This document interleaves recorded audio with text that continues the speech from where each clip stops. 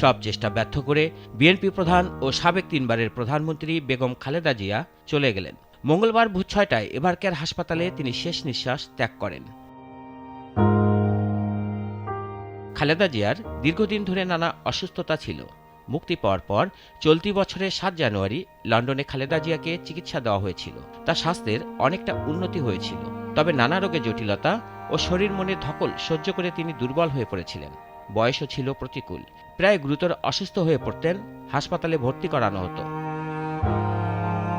গত 23 নভেম্বর এমনই পর্যায়ে তাকে শেষবারের মতো রাজধানীর এভারকেয়ার হাসপাতালে ভর্তি করা হয়েছিল। 1 মাসের কিছু বেশি সময় তিনি সেখানেই চিকিৎসাধীন। এবার তিনি আর চিকিৎসায় সাড়া দিতে পারলেন না।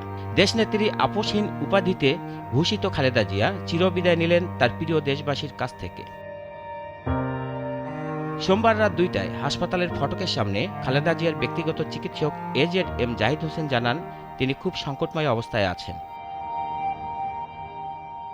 এর কয়েক ঘন্টা পর ভোরে তার চিকিৎসকরা তাকে মৃত ঘোষণা করেন। এ সময় হাসপাতালে তার ছেলে, পুত্রবধূ, নাতনি সহ আত্মীয় স্বজন এবং দলের মহাসচিব উপস্থিত ছিলেন। পরে হাসপাতালে দলটির পক্ষ থেকে সংবাদ সম্মেলন করা হয়। বলা হয়, দেশে একটি শূন্যতা তৈরি হলো। আজ ভোর 6টায় আমাদের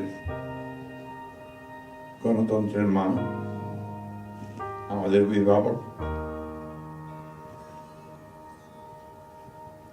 আমাদের জাতির অভিভাবক আমাদেরকে ছেড়ে চলে গেছে।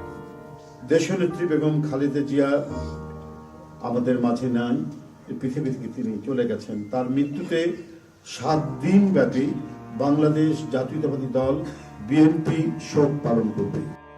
1945 সালে জলপাইগুড়িতে জন্ম নেওয়া খালেদা জিয়া দিনাজপুর মিশনারি স্কুলে পড়াশোনা করেন। 1960 সালে দিনাজপুর গার্লস স্কুল থেকে ম্যাট্রিকুলেশন পাশ করেন।